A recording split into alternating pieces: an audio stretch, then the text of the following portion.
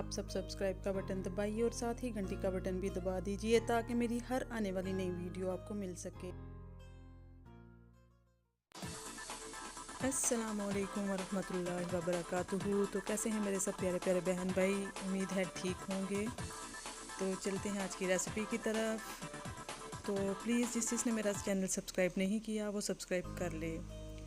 आज हम बनाने जा रहे हैं आलू का पराठा, जिसके लिए मैंने लिए थे 2 से 3 अदद नॉर्मल साइज़ के आलू और एक चॉप की हुई प्याज नॉर्मल साइज़ की, और धनिया लिया था मैंने बारीक काट के, और थोड़ी सी हरी मिर्ची भी डालूँगी मैं।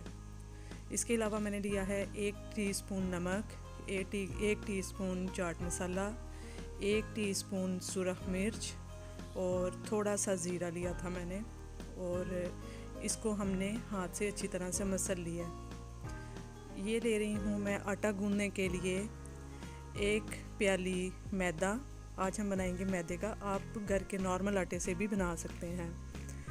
तो मैदे में मैं डालूँगी बस नॉर्मल थोड़ा सा नमक, और 2 से 3 चम्मच मैं ऑयल के डालूँगी मैदे में। उसके बाद हम नॉर्मल तरीके से मैदा गूंद लेंगे, और जैसे नॉर्मल रोटी के लिए गूंदें बस वैसे ही गूंदेंगे। आप सेम इसी आटे से पूरी भी बना सकते हैं। पूरी के लिए भी आटा ऐसे ही गूंदा जाता है। बस पूरी में आप चाहें तो 1 से 2 टेबलस्पून दही के ऐड कर सकते हैं। तो अभी हम थोड़ा थोड़ा पानी डालते जाएंगे और हाथों से मसलते जाएंगे आटे को। तो आगे रमज़ान आ रहा है और सहरी के टाइम तो आपको पता है पराठों के अलावा तो कुछ खाया नहीं जाता। आलू के पराठे, कीमे के पराठे, पालक के पराठे, बहुत वैरायटी होती है पराठों की। तो हमने सोचा चलिए रमज़ान से पहले हम पराठे तैयार करवाते हैं। इसके अलावा हम और तरह के भी पराठे तैयार करवाएंगे इंशाल्लाह। तो ये देखिए मेरा आटा हो गया है रेडी। अब मैं इसको रेस्ट दूँगी 5-10 मिनट, और अब हम बनाने जा रहे हैं आलू का पराठा।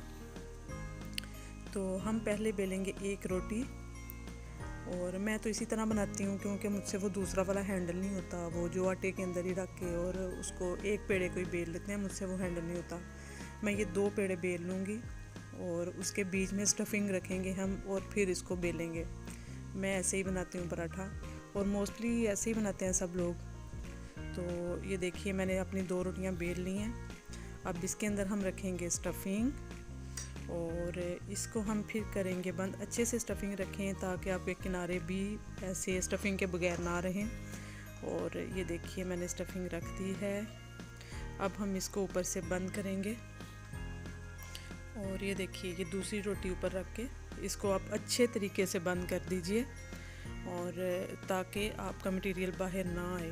ये देखिए ऐसे आप चाहें तो फोक की मदद से भी इसको साइड किनारों से बंद कर सकते हैं। और ये देखिए अब मैं इसको बेल लूँगी फिर। ये देखिए बहुत अच्छे से बिल गया ये, और मेरे तो अंदर से पतला सा बिल गया। और पराठे तो पतले पतले, और रोटियां चपातियाँ जितनी हो मज़ा आता है। तो ये हमारा ऑलमोस्ट हो गया है इधर रेडी। अब ये जाएगा फ्राई के लिए। तो अब हम इसको डालेंगे तवे के ऊपर। ये देखिए बस ये हमारा पराठा हो गया है रेडी। ये गया तवे के ऊपर, और ये देखिए पैन में गया, तवा नहीं था पैन था, सॉरी।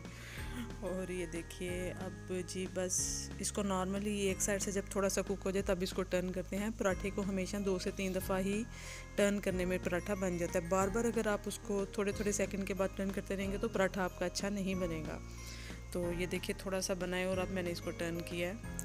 और अब इस साइड पे हम लगा देंगे ऑयल, और इसके बाद हम इसको फिर टर्न करेंगे, और फिर ये साइड बनेगी। तो मैक्सिमम 3 से 4 दफ़ा पराठे को टर्न करने की ज़रूरत पड़ती है। ये देखिए अब हम इसको कर देंगे टर्न, और अब इस साइड पे थोड़ा सा ऑयल लगाएंगे, और आलमोस्ट बस हमारा और थोड़े से सेकंड में पराठा हो जाएगा रेडी।